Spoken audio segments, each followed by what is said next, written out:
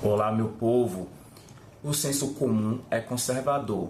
Porém, se engana quem pensa que ser conservador é não ser mutável. Ser conservador, dentro da perspectiva social, é você aceitar mudanças que não modificam a estrutura.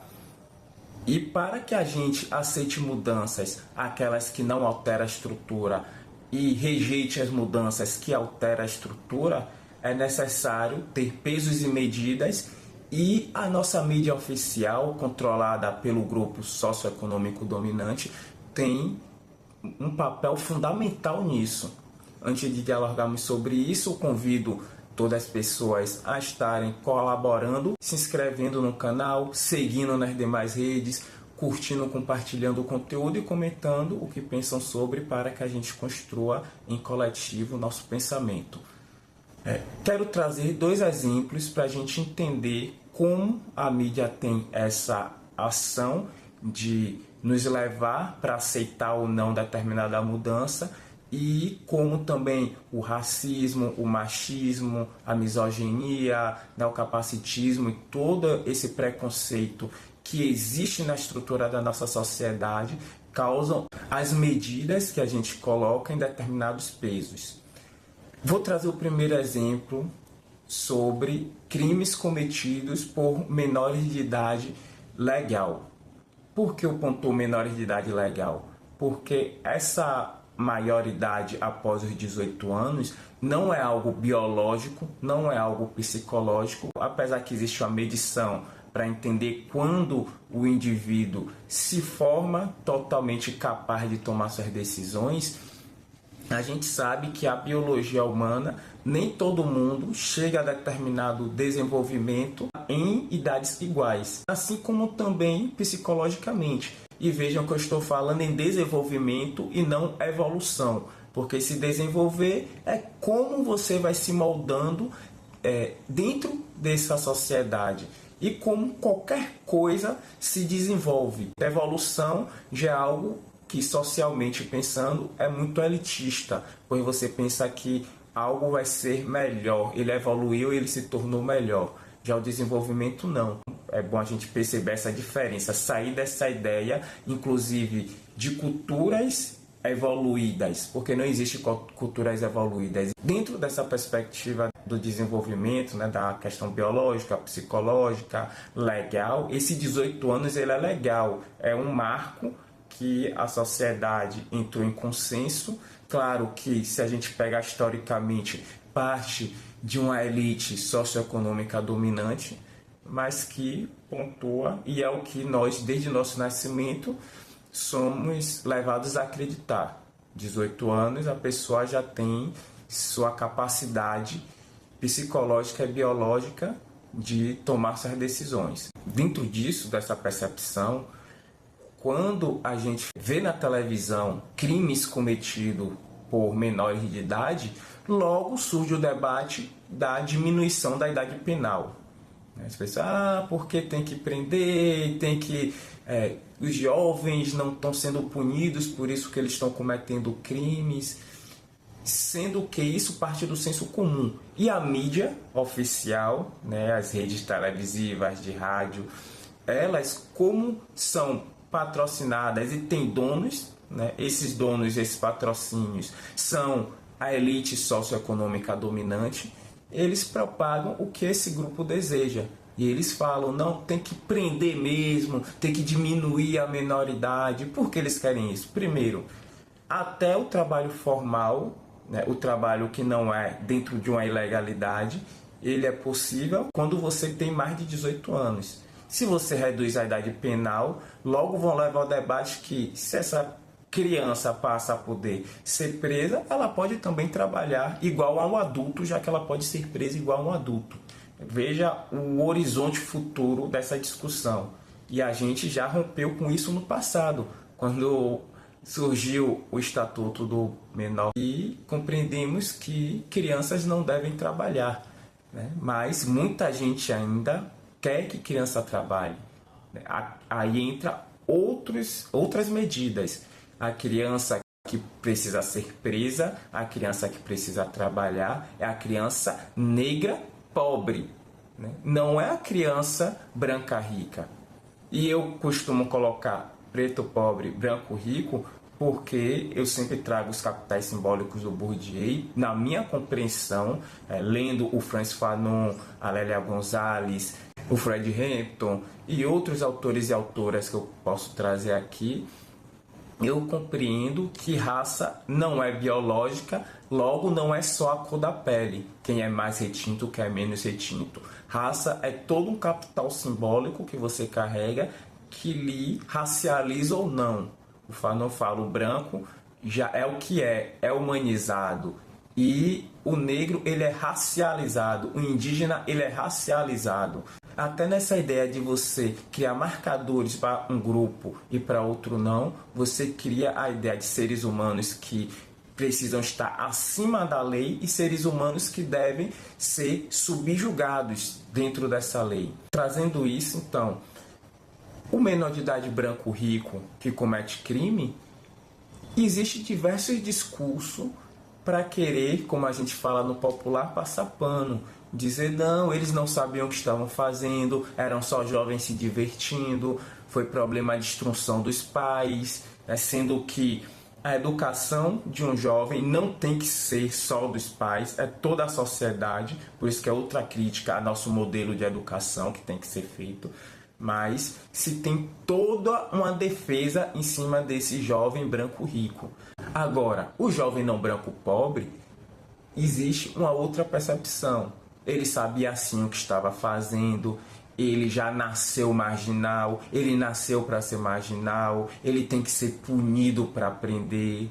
Olha como o discurso muda, como a televisão protege o nome das crianças brancas ricas quando eles cometem crimes brutais e como o jovem não branco pobre é logo pontuado como monstro, falam logo o nome, destrói a vida daquele indivíduo. Nesse ponto, o nosso conservadorismo ele quer mudar de uma compreensão de que criança não tem seu raciocínio ainda formado e que ela não deve exercer as mesmas funções de adulto, para uma mudança que mantém a estrutura do grupo dominante e do grupo dominado, que é o jovem não branco pobre tem que sim ser encarcerado igual ao adulto, sendo que a punição já acontece, pois as medidas disciplinares para jovens também é prisão, ele só não vai para o mesmo lugar do adulto, mas querem mudar isso, né? Que ele vá para o mesmo lugar do adulto, sofrer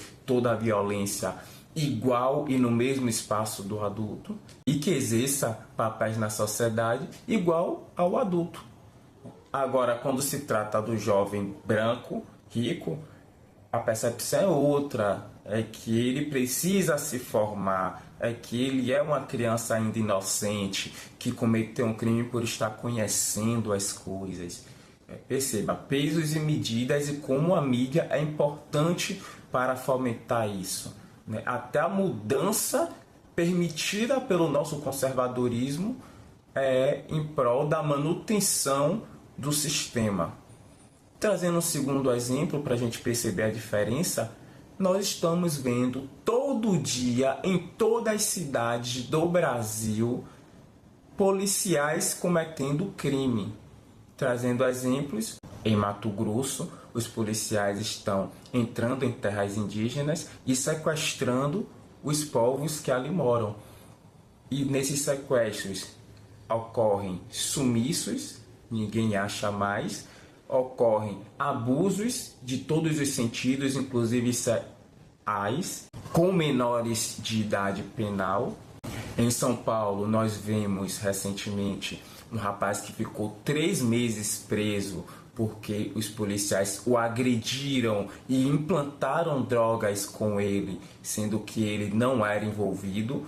E esses policiais só foram descobertos por causa da filmagem que o próprio policial fez, da abordagem, das agressões. Aqui na Bahia, nós estamos vendo os policiais entrando em bairros e atirando a esmos e depois falando que é troca de tiro e assassinando pessoas inocentes, como aconteceu já aqui num bairro próximo à Universidade do Estado da Bahia, o bairro da Engomadeira. e diversas situações que a gente está vendo a polícia militar cometendo crimes. Mas nossa sociedade conservadora compreende a força de segurança pública como de boa conduta. Mesmo com toda essa prova, se diz que são laranja podre. Não é o cesto todo. Veja, com os menores de idade não são laranjas podres. São os menores que precisam ser punidos. Menores não brancos pobres. Já alguns menores brancos ricos, esses precisam ser educados melhor. Já com a polícia não se faz a mesma relação. Já se faz outra relação. Não, são laranja podre, porque a corporação não é assim. E veja, em um lado, no lado dos menores, se ignora a ciência que prova que os crimes ocorrem por uma negação de humanidade a esses jovens, uma negação de uma educação de qualidade, de relações sociais, de inclusão na vida social. E as pessoas falam que não, é safadeza, é o nome que se dá. Agora, quando se trata do policial militar, não. Esse é um caso, uma exceção. Todo dia tem caso, mas é exceção. Todo dia se aparecem várias exceções. E aí eu me pergunto, de forma dos dados que estão aí, que exceção é essa que ele comete o crime, não sozinho, geralmente quem comete o crime é uma guarnição inteira, ou seja, ocorre algum mecanismo natural, uma força, vou dizer, divina, que acaba colocando todos os policiais corruptos na mesma corporação? Se for só uma laranja podre, não era ou para ele cometer o crime sozinho, escondido, ou para ser um caso muito raro de um grupo de corruptos se encontrarem? Porque se esse grupo de corruptos se encontram todos os dias tem um grupo de corruptos diferente, logo não há nenhuma materialidade que prove que são laranjas podres, que não é o normal da corporação.